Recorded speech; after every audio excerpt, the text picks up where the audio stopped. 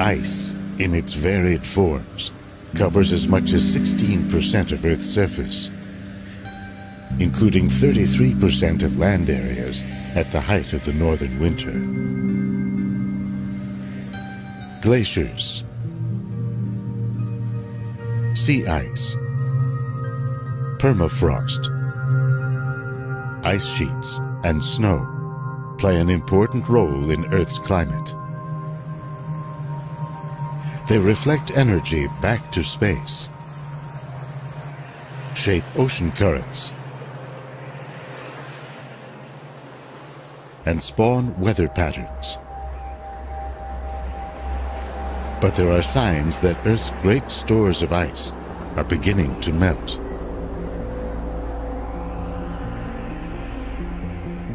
To find out where Earth might be headed, scientists are drilling down into the ice and scouring ancient seabeds for evidence of past climate change. What are they learning about the fate of our planet, 1,000 years into the future, and even beyond?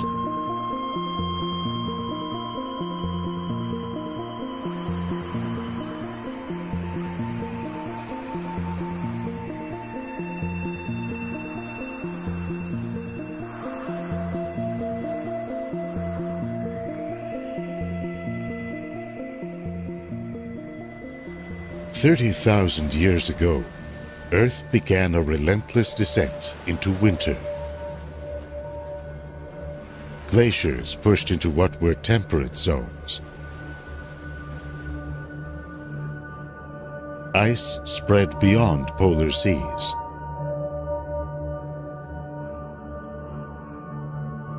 New layers of ice accumulated on the vast frozen plateau of Greenland.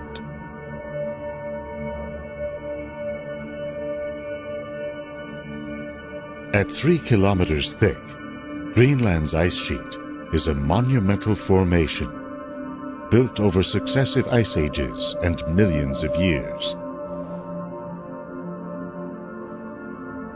It's so heavy that it has pushed much of the island down below sea level. And yet today, scientists have begun to wonder how resilient this ice sheet really is.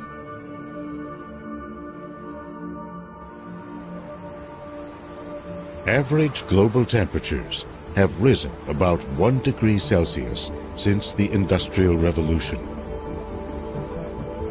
They could go up another degree by the end of this century.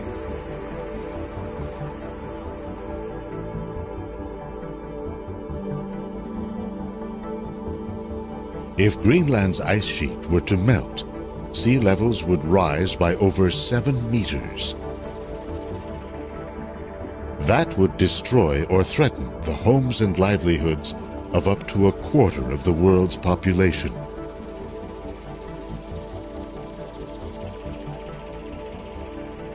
These elevation maps show some of the areas at risk. Black and red are less than 10 meters above current sea level. The southeastern United States, including Florida and Louisiana, Bangladesh, the Persian Gulf, parts of Southeast Asia and China. That's just the beginning. With so much at stake, scientists are monitoring Earth's frozen zones with satellites, radar flights, and expeditions to drill deep into ice sheets.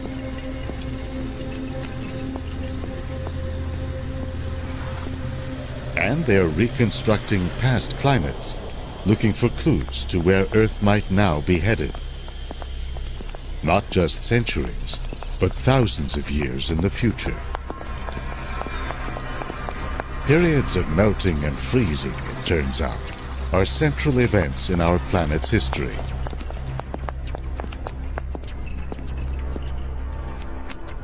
That's been borne out by evidence ranging from geological traces of past sea levels, the distribution of fossils, chemical traces that correspond to ocean temperatures, and more. Going back over 2 billion years, Earth has experienced 5 major glacial or ice ages. The first, called the Huronian, has been linked to the rise of photosynthesis in primitive organisms. They began to take in carbon dioxide, an important greenhouse gas. That decreased the amount of solar energy trapped by the atmosphere, sending Earth into a deep freeze.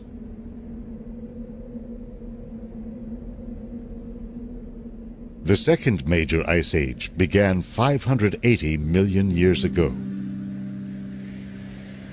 It was so severe, it's often referred to as Snowball Earth. The Andean Saharan and the Karoo ice ages began 460 and 360 million years ago.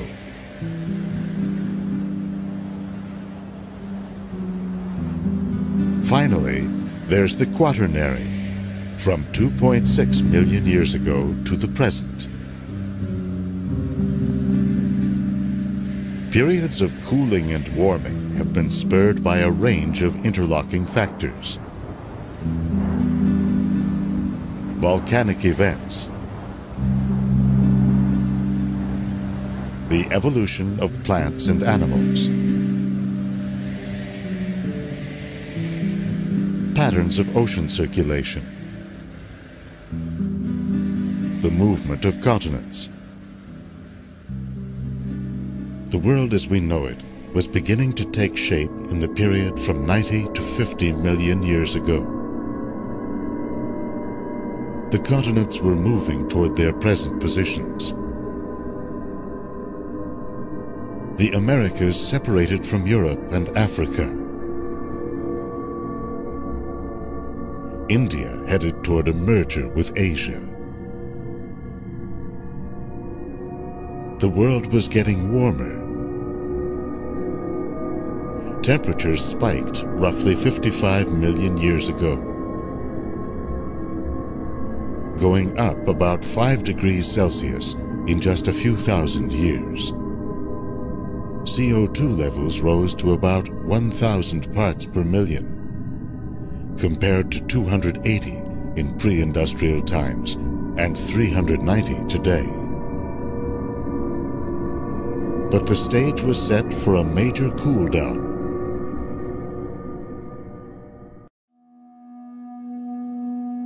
The configuration of land masses had cut the Arctic off from the wider oceans. That allowed a layer of fresh water to settle over it, and a sea plant called Azolla to spread widely. In a year, it can soak up as much as 6 tons of CO2 per acre. Plowing into Asia, the Indian subcontinent caused the mighty Himalayan mountains to rise up.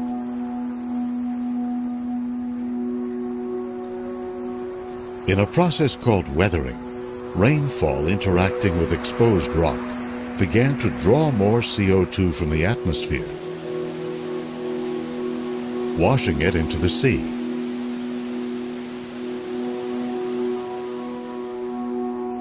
Temperatures steadily dropped.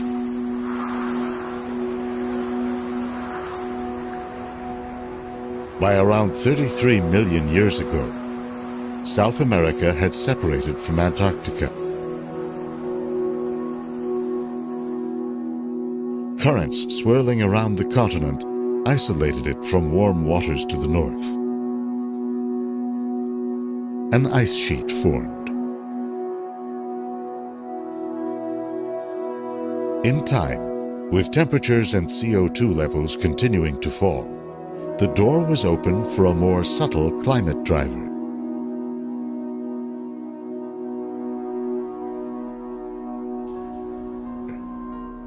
It was first described by the 19th century Serbian scientist Milutin Milankovic.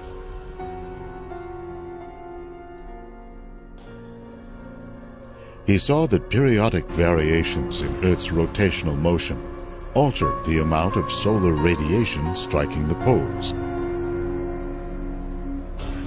In combination, every 100,000 years or so, these variations have sent Earth into a period of cool temperatures and spreading ice. Each glacial period was followed by an interglacial period in which temperatures rose and the ice retreated.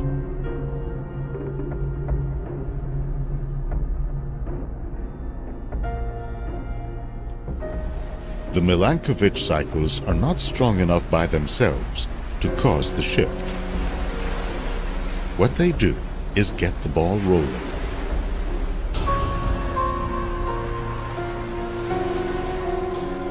A decrease in solar energy hitting the Arctic allows sea ice to form in winter and remain over summer. Then to expand its reach the following year. The ice reflects more solar energy back to space. A colder ocean stores more CO2, which further dampens the greenhouse effect.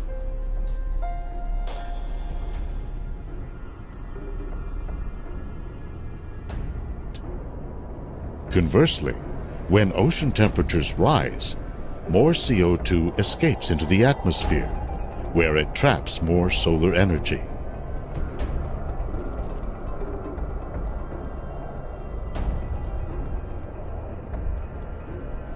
With so many factors at play, each swing of the climate pendulum has produced its own unique conditions.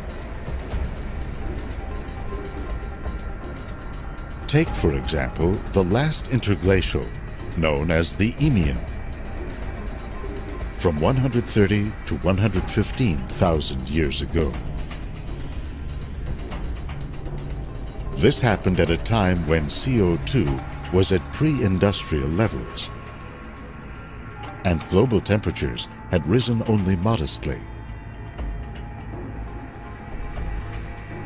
But with higher solar energy striking the north, temperatures rose dramatically in the Arctic. The effect was amplified by the lower reflectivity of ice-free seas and spreading northern forests. There is still uncertainty about how much these changes affected sea levels. Estimates range from 5 to 9 meters, levels that would be catastrophic today.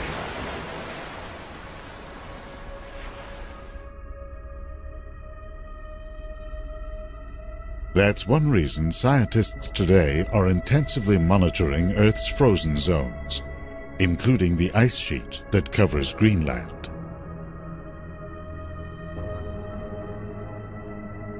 Satellite radar shows the flow of ice from the interior of the island and into glaciers.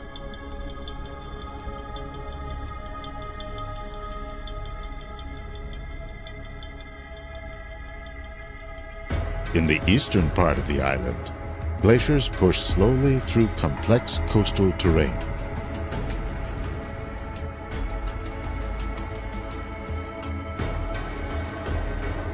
In areas of higher snowfall in the northwest and west, the ice speeds up by a factor of 10.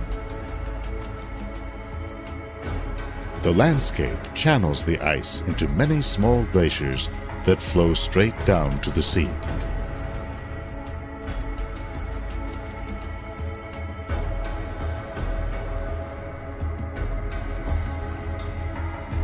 In the distant past, the center of the island may have been drained by a giant canyon, recently discovered. Scientists found that it's 550 kilometers long and up to 800 meters deep. It leads from Greenland's interior to one of today's most volatile glaciers.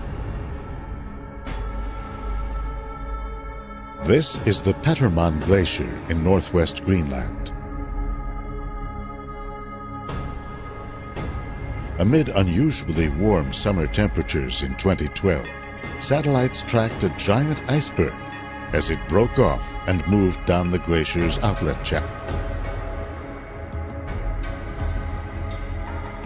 At about 31 square kilometers, this island of ice stayed together as it floated along. After 2 months, it finally began to fragment.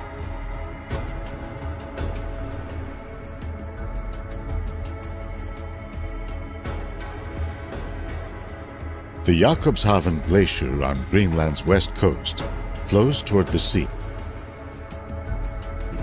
at a rapid rate of 20 to 40 meters per day.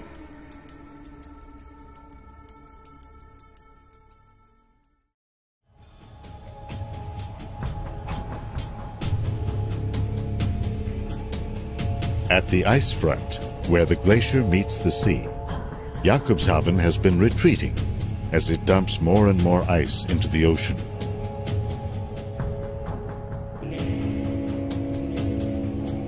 You can see it in this map. In 1851, the front was down here. Now it's 50 kilometers up. One reason, scientists say, is that water seeping down into its base is acting like a lubricant.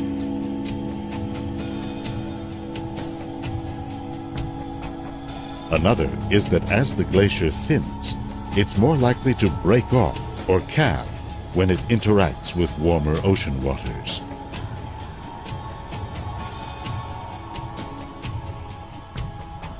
Scientists are tracking the overall rate of ice loss with the GRACE satellite.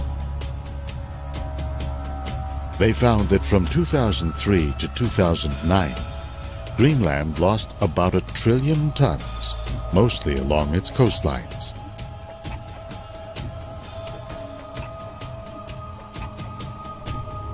This number mirrors ice loss in the Arctic as a whole. By 2012, summer sea ice coverage had fallen to a little more than half of what it was in the year 1980.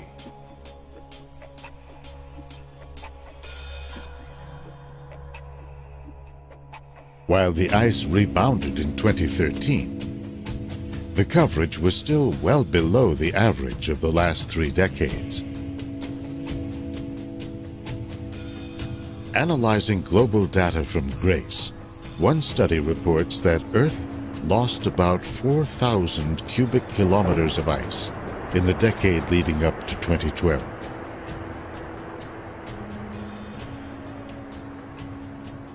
Sea levels around the world are now expected to rise about 1 meter by the end of the century.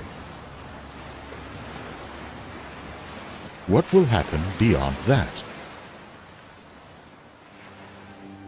To gauge the resilience of Greenland's great ice sheet, scientists mounted one of the most intensive glacial drilling projects to date, the North Greenland Eemian Ice Drilling Project, or NEAM. The ice samples they obtained from the height of the Eemian warming told a surprising story. If you were a visitor to northern Greenland in those times, you would have stood on ice over 2 kilometers thick. Temperatures were warmer than today by about 8 degrees Celsius, and yet the ice had receded by only about 25%, a relatively modest amount.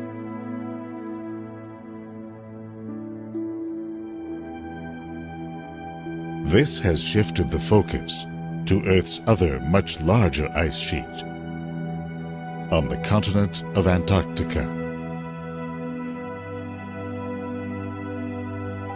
Antarctica contains 90% of all the ice and 70% of all the fresh water on the Earth. Scientists are asking, how dynamic are its ice sheets? How sensitive are they to melting? Data from GRACE and other satellites shows that this frozen continent overall has lately been losing as much ice as it gains.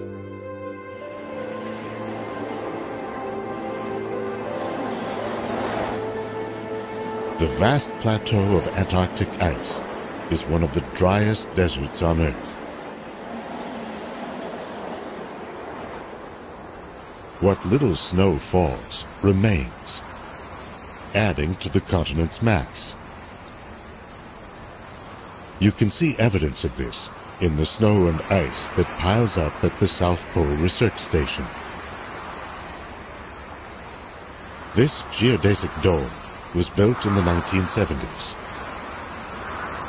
By the time it was decommissioned in 2009, the entrance was nearly buried.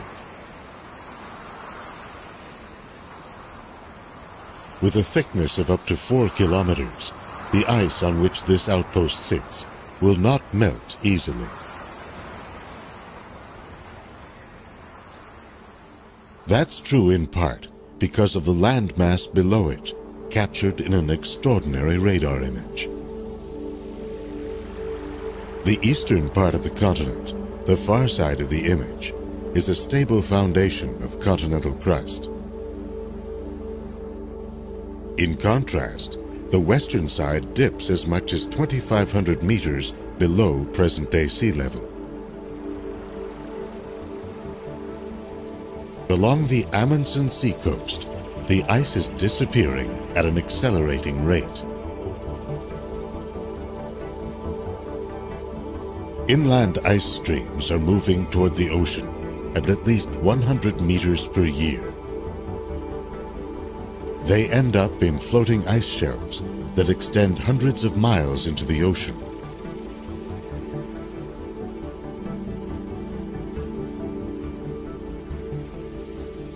This is the Pine Island Glacier, a major area of focus for researchers investigating the impact of a warming climate. This region is the greatest source of uncertainty about global sea level projections. When ice shelves like this grow, they become prone to fracturing. A giant crack, for example, recently appeared in the Pine Island Glacier. Within 2 years, a 720 square kilometer iceberg had broken off.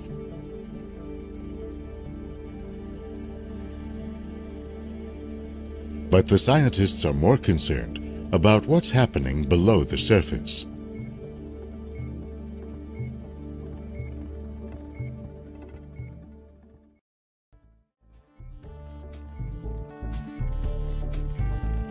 In recent times, the Southern Ocean that swirls around the continent has been getting warmer at the rate of 0.2 degrees Celsius per decade.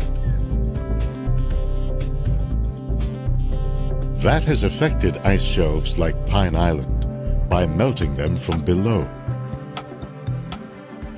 In a comprehensive survey of the continent, scientists concluded that this process was responsible for 55% of the mass lost from ice shelves between 2003 and 2008.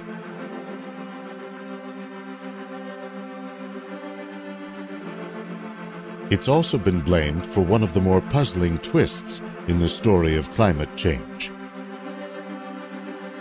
the spread of sea ice all around Antarctica.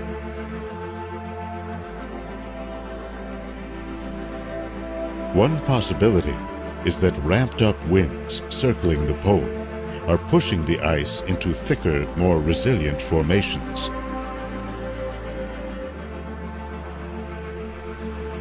Another is that the melting of ice shelves has spread a layer of cold, fresh water over coastal seas, which readily freezes.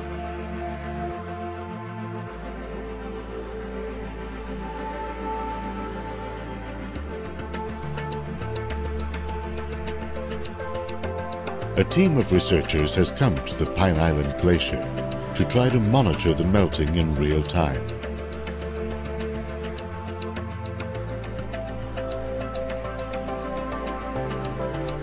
After 5 years of preparation, They drilled through 500 meters of ice to begin measuring ice volume, temperature, salinity, and flow.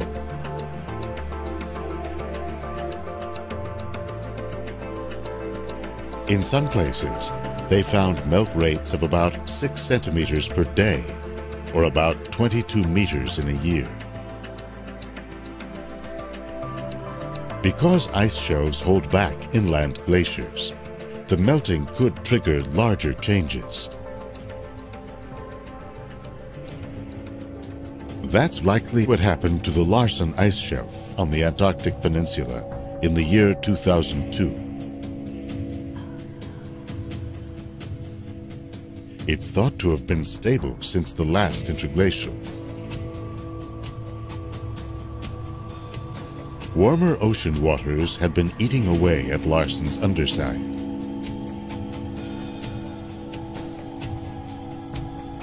By early February of 2002, the shelf began to splinter into countless small icebergs. By March 7th, when this picture was taken, it had completely collapsed, forming a vast slush that drifted out to sea.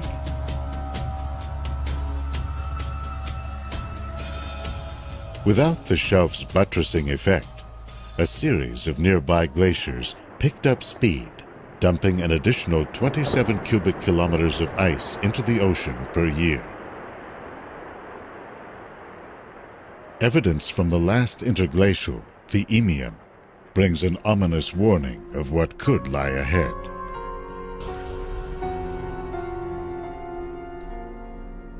It's based on the height of ancient coral reefs, which grow to a depth relative to the sea level above them.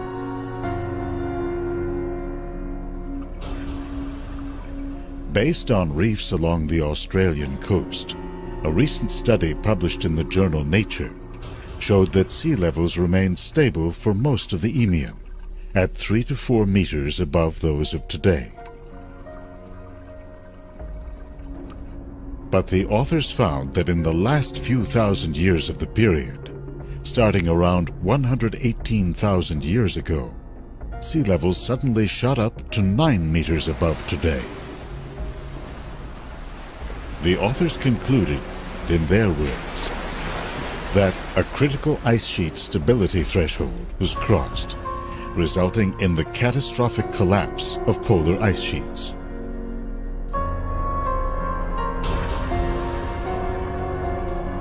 Looking ahead, uncertainties about the future of our climate abound. According to one study, the long cool down to the next glacial period is due to start in the next 1,500 years or so, based on the timing of Milankovitch cycles. But for that to actually happen, the study says, enough new ice would have to form to jumpstart the new glacial period. And CO2 would have to retreat to below pre-industrial levels.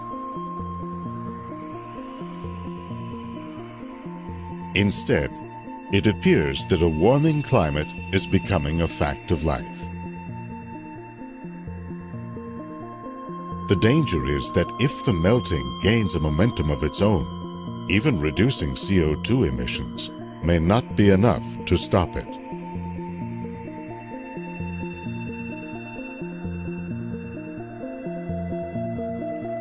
The still unfolding story of Earth's past tells us about the mechanisms that can shape our climate. But it's the unique conditions of our time that will determine sea levels, ice coverage, and temperatures.